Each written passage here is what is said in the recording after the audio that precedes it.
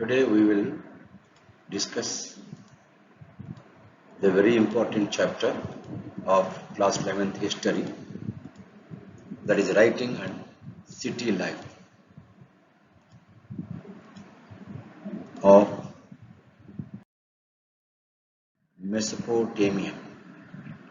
So this is the Mesopotamia, which is covering the maximum part of Iraq and some parts of Syria and Arabian Peninsula. The ancient Mesopotamia is surrounded by five important seas. To its north it has Black Sea. To its west it has Mediterranean Sea. To its southeast it has Red Sea.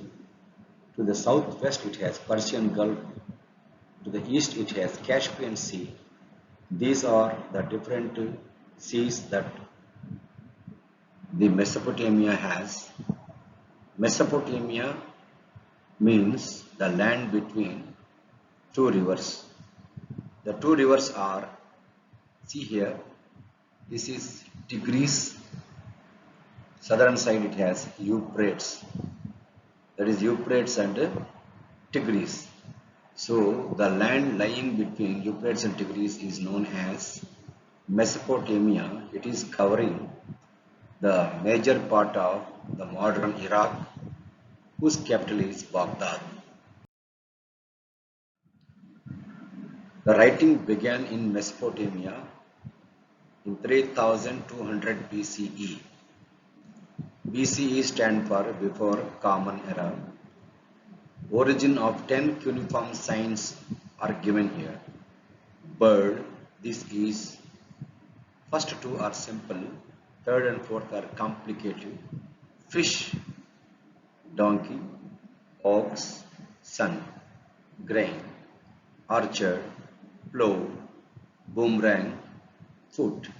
The first two pictures are simple pictures and the next two are the complicated pictures. Script is known as cuneiform. The Mesopotamian script is known as cuneiform. The first writing language, around 3000 BCE, Mesopotamia moved from using counting tokens to using pictograms to record more complex economic data.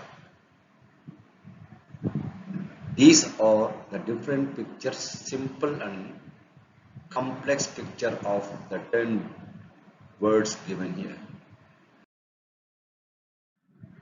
Mesopotamian civilization began with Sumerians in 3100 BCE, continued till 539 BCE. Sumerians followed by Akkadians, Akkadians followed by Assyrians, Assyrians followed by Babylonians. Conquest of Babylonia by Achaemenid Empire was accomplished in 539 BCE. Alexander occupied this area in 332 BCE. Alexander belonged to Greek Macedonia. He is one of the famous king of ancient times. This is Tigris River, which is passing through Canaans and Georges, and here further down we have Euphrates River that is passing through the green undulating fields. This is Sumerians, Akkadians, Assyrians and Babylonians, and this is what we have, the important cities of Mesopotamia. Cities first began to grow in southern part of Mesopotamia. Uruk, Ur, Lagash, Nippur, Babylonia, Mari, Ashur, Nineveh.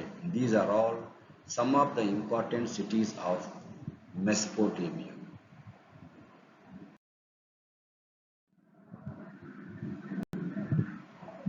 Mesopotamia is nothing but the land between the two rivers.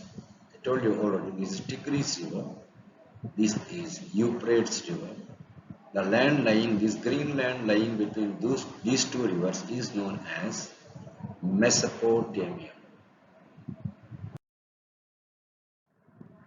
Now we can discuss about the geographical locations of the boundaries of Mesopotamian civilization. North, what we have? Northeast, east, south, and west. In the north, we have steppes grasslands. Steppes are grasslands which are found in Eurasia, Europe, and Asia, extending in the central lands, especially covering Russia and many Central Asian countries. Northern east, we have the green plains leading to mountains. These are the plains you can see. They are leading to the mountains. Then southern part of the Mesopotamia we have desert, and the eastern side we have tributaries of Tigris river which are joining the Tigris, and western side we have Mediterranean Sea. These are all the different boundaries of Mesopotamian civilization. Now, city of Uruk, that is one of the first city grown in Sumeria. It is the powerhouse. Powerhouse means all the rulers elected from the Uruk. All the most powerful rulers of Mesopotamia are hailed from Uruk. This is Babylonia, is very important city center which was occupied by Alexander of Macedonia. Macedonia is located in Greece. Significance of urbanism. Urbanism is nothing but process of the growth of towns and cities. What is the importance of urbanism? What is the opposite of urbanism? That is ruralism. So urbanism is nothing but process of the growth of towns and cities, and it has lot of significance. It has large population. Most of these towns and cities have a larger population. Here too, the Uruk, Ur, Lagash, Babylonia, Mari, all these cities have larger population, and these of various cosmopolitic background. They are by language, by ethnicity, by different ways they are different, but almost all cities have larger population. Cluster in towns, because urbanism is nothing but it is a group of towns which are the centers of many aesthetic trading activities as well as some of the artisanal activities, food productions and trade, and they are the centers of food production because in those days, nowadays also the outskirts of cities are mostly have the cultivable field, and it is also the center of trade. All the trading activities, guilds have been established there in the cities were there. Manufacturing is the main activity that can be taken place in the urbanism, that is in towns and cities. Division of labor. Labor is divided into various groups. Some labor engaged for manufacturing, some labor engaged with the agriculture, some labor engaged for of construction, some labor engaged in storing, some labor engaged in marketing. These are the division of labor to be found clearly in the towns and cities. Storage. Next important significance of the urbanism is the storage of the produced goods, and in the storage godowns, that is you can say food godowns, and nowadays also we have so many food godowns, and like that in those days also food godowns, food is stored because in case of emergency, in case of difficulties, that is being used. Deliveries of grain from village to city, that is the main important thing. From grain, that is you can say the millets, and then you can say cereals, and then all food crops and non-food crops, they are all coming from village to the cities. That is cities, as I told you already, Babylonia, Ur, Lagash, in these cities all them they are coming. Urban economies written, their urban economies maintain written records because they have to keep all the written records. What are the activities taking place? What are the important amusements there in the cities, and how the trading take place in the cities? All these important things to be kept as a record by the urban economies. Activities to be coordinated because the activities of different people, different occasions, different stages to be coordinated, and this is another important significant feature of the urbanism. This is one important, you can say, Varka woman's head. This is a wonderful sculpture located in Uruk city in the southern Mesopotamian civilization. Sculpted in white marble, it is white marble used to sculpt this woman's head. The eyes and eyebrows with lapis lazuli. Its eyes and eyebrows were made with lapis lazuli. It is a blue stone and it's white in the middle of the eyes. They are shown with a shell that is white and bitumen block. These three important things were made to make eyes and eyebrows of this Varka head. There is a grow along the top of the head. Along the top of the head, there is a grow-like structure to be seen there, modeled on hard stones, but it is installed on very hard stone, though it is a wonderful sculpture, world-famous sculpture that is found in the Uruk city.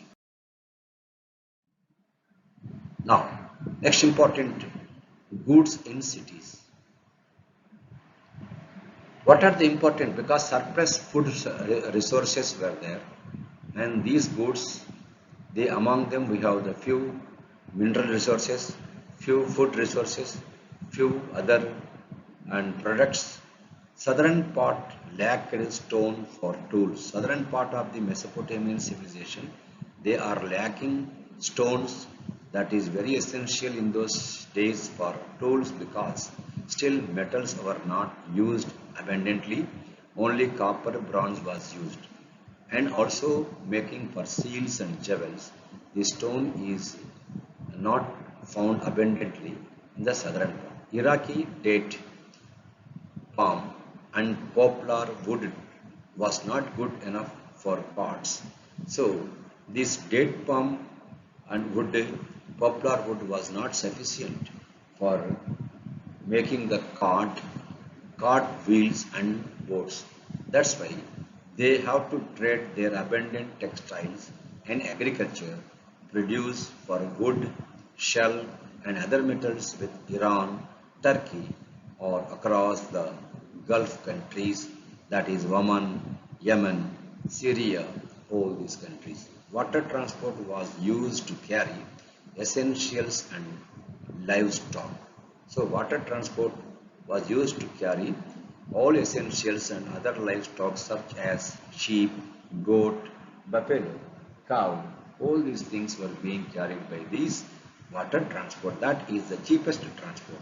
Canals and natural channels also used for water transport. Ur, Uruk, Lagash, Mari, Babylonia are some of the important cities where goods or these above activities are to be seen. Now, Mesopotamian writing. The first tablets written around 3200 BCE, that is before Common Era. They contain picture-like signs and numbers, and that are the script is known as cuneiform. The Latin words cunus meaning wedge, forma meaning shape. That is wedge shape is the meaning of cuneiform. About 5,000 list of pictures such as oxen, fish, bread leaves, etc. are found in the Mesopotamian civilization. By 2600 BCE or so, the letters became cuneiform. Before 2600 BCE, though the writing started in 3200 BCE, at that time the letters could not be seen as cuneiform. The language was Sumerian at that time in 2600 BC. Sumerian, the earliest language of Mesopotamia, replaced after 2400 BCE by the Akkadians. Afterwards, Babylonians and Assyrians. The system of writing. The sound that a cuneiform sign represented was not a single consonant or vowel. It is a multiple consonant or vowel. The signs that a Mesopotamian scribe had to learn ran into hundreds, and he had to be able to handle a wet tablet and get it written before it dried. Otherwise, writing is not possible. So writing was a skilled craft, but more important, it was an enormous intellectual achievement by the Mesopotamian. This is one of the legacy of Mesopotamian civilization. Literacy. Literacy means writing, reading, and speaking. These three activities are involved in literacy. But what age to be taken nowadays? We are taking 7 years and above. People all will be counted for literacy purpose in our country. Very few Mesopotamians could read and write. That is the drawback. The basic meaning of literacy is the modern sense is reading, writing, and speaking of a 7-year-old guy. There were hundreds of signs to learn. Many of these were complex. If a king could read, he made sure that this was recorded in one of his boastful inscriptions. However, writing reflected the mode of speaking in those days. The uses of writing. What are the important uses of writing? The connection between city life, trade, and writing is brought out in long Sumerian epic poem about Enmerkar, one of the earliest rulers of Uruk. So they are connecting the city life, trade, and writing. This has been cherished and indicated in the long epic poem during the time of Enmerkar, who is one of the foremost ruler of Uruk, the southern part of Mesopotamia. Enmerkar is associated with the organization of first trade of Sumer, as it was unknown the epic codes. These epic codes that the trade was unknown. Besides being a means of storing information and of sending messages afar, writing was seen as sign of the superiority of Mesopotamian urban culture. So information also can be sent using writing far off places also. That's why for right keeping as inscriptions and sending information and to facilitate trade and city life, writing is immense useful and also to promote urban culture. Urbanizations in southern Mesopotamia, temples and king.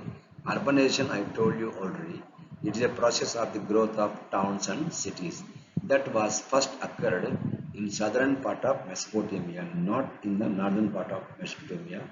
And what are the important temples and kings' role for that? From 5000 BCE, settlements had begun to develop in southern part of Mesopotamia. This is southern part of Mesopotamia, what we have seen in the Mesopotamia. The earliest city emerged from some of these settlements. These cities developed around temples because temples are very important and in order to grow the town. Those that developed as centers of trade and imperial cities also. That is administrative cities, capital cities and cities of trade, cities of pilgrims, all these were emerged in due course of time. Early settlers to build and rebuild temples at selected spots in their villages. The earliest known temple was a small shrine made of unbaked bricks. These are unbaked bricks, see here. These are baked bricks. These are unbaked bricks without any and heating. Temples were the residence of various gods. Say for example, moon god of Ur, of Inanna, the goddess of love and war, constructed in brick temples became larger over time. So the brick temples were made available in the southern part of Mesopotamia. God was also the theoretical owner of agricultural fields, the fisheries, and the herds because he is not only God of human being, but he is God of entire natural, you can say the biodiversity. In time, the processing of produce of, for example, oil pressing, grain grinding, spinning, and the weaving was done in temples also. Not only worshipping, but also other activities are being done in the temples. The temple gradually developed its activities and became the main urban institution. In spite of natural fertility, agriculture was subject to hazards because hazards means that is dangers due to episodes, floods, and direction change of the rivers. So, Mesopotamians countryside saw repeated conflict over land and water.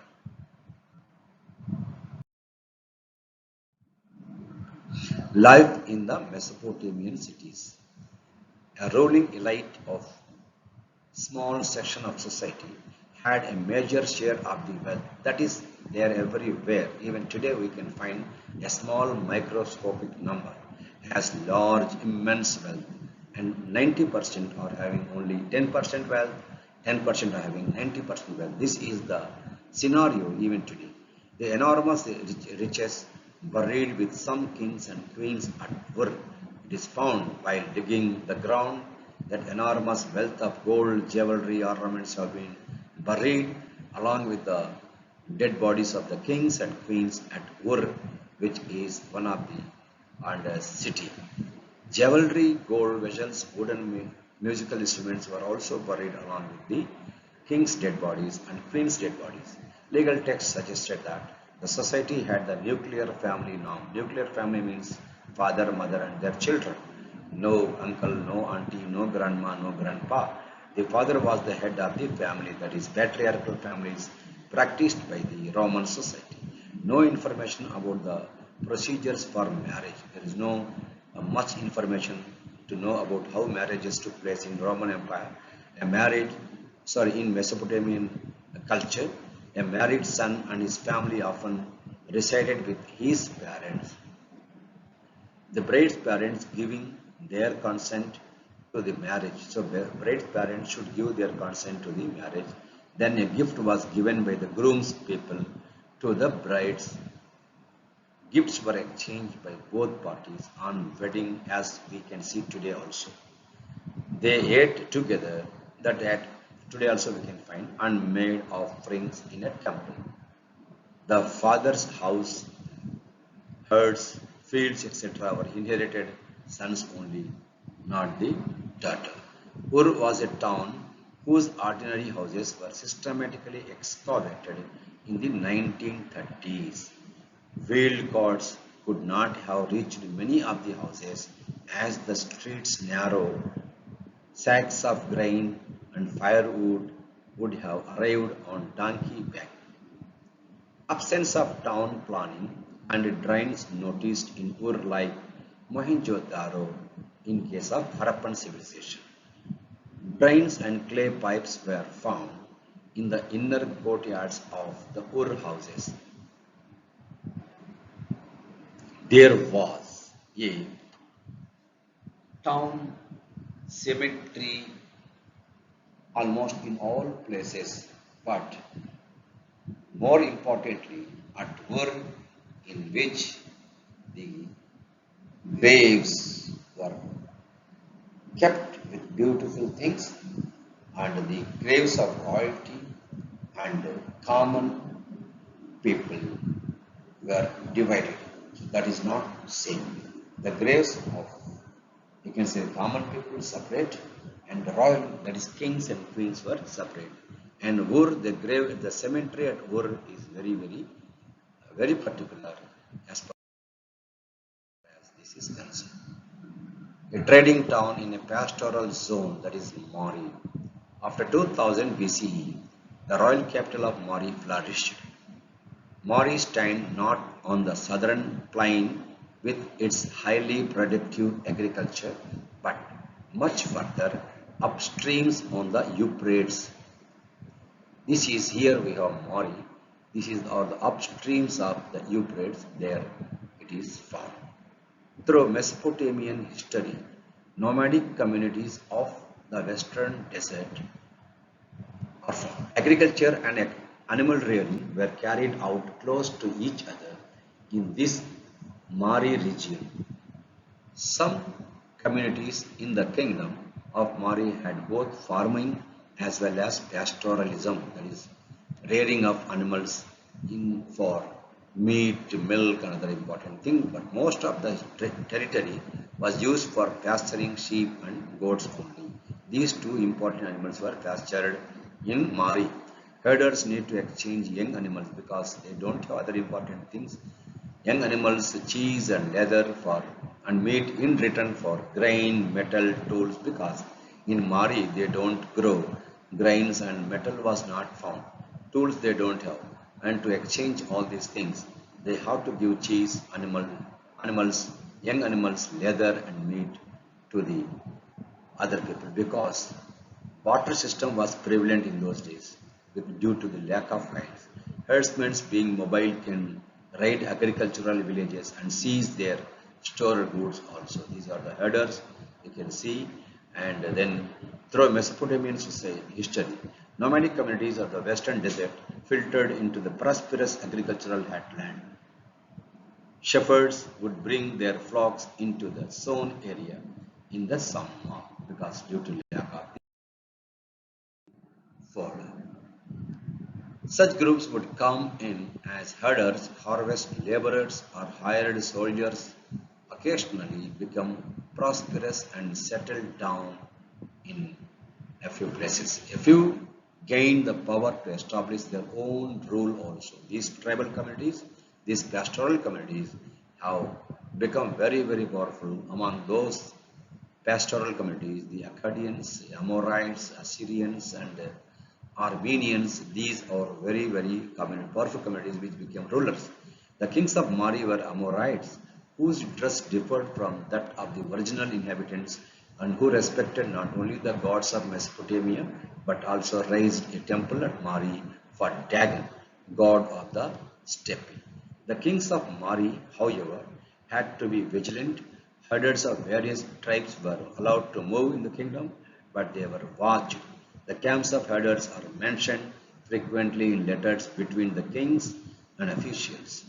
Located on the Euphrates in a prime positions for trade, and this Mori is very important for doing trade such as wood, copper, tin, oil, wine, and various other goods that were carried in boats along with the Euphrates between the south and the mineral-rich uplands of Turkey, Syria, and Lebanon.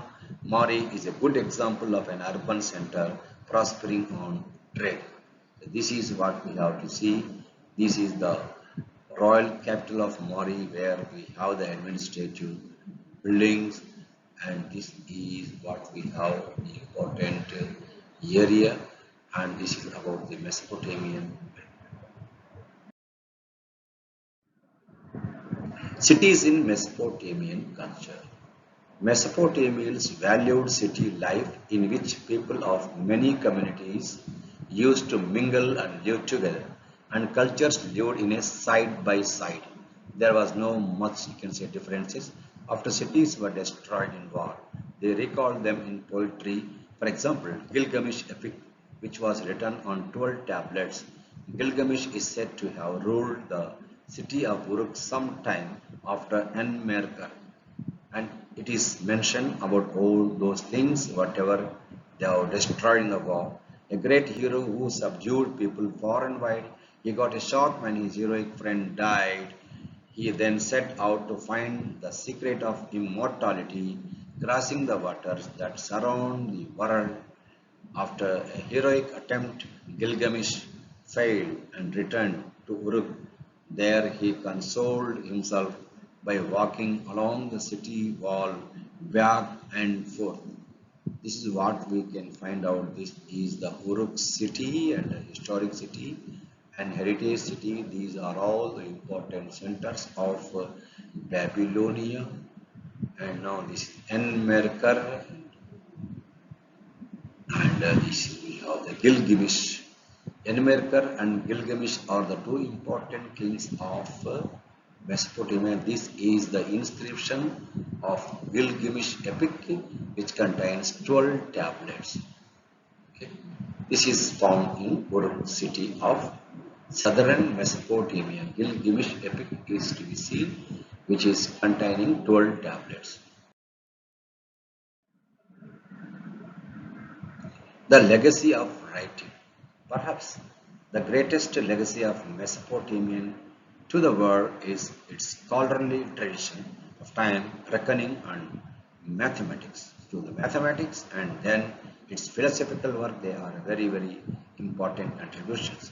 Dating around 1800 BCE, or tablets with multiplication and division tables, squares and square root tables, and tables of compound interest are to be contributed by them. The square root of 2 was given as 1 plus 24 by 60 plus 51 by 602 plus 10 by 603. Answer 1.41421296.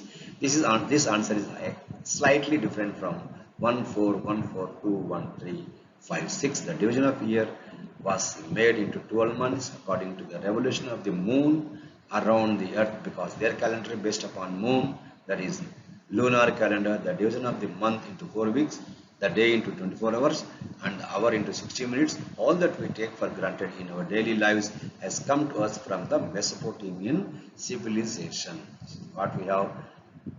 So this, or what we can find out, the square root of 2, their important contributions. Now ancient Sumeria, these are the two important rivers which are flowing, and there this is what you can say Tigris, and this is Euphrates, and the land lying between these two is called Mesopotamia.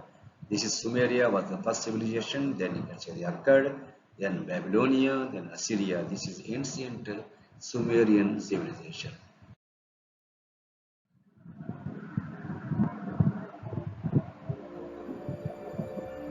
The story of writing, astronomy, and law. The story of civilization itself begins in one place. Not Egypt, not Greece, not Rome, but Mesopotamia. Mesopotamia is an exceedingly fertile plain situated between the Tigris and the Euphrates rivers. For 5 millennia,